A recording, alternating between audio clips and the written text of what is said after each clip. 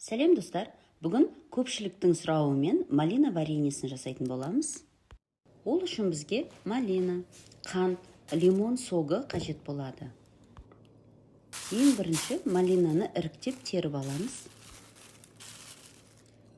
Сосын бір шайып жіберіп, термомикс чашасына саламыз. Әрі қарай чашаға қант, лимон согын қосамыз.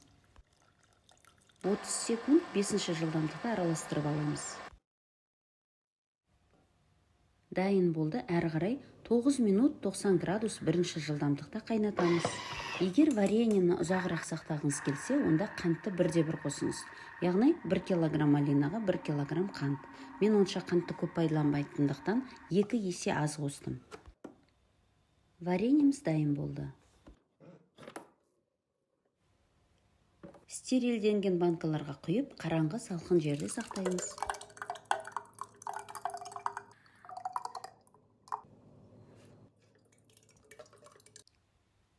Ас болсын. Видео пайдалы болса, лайк басуды ұмытпаңыз.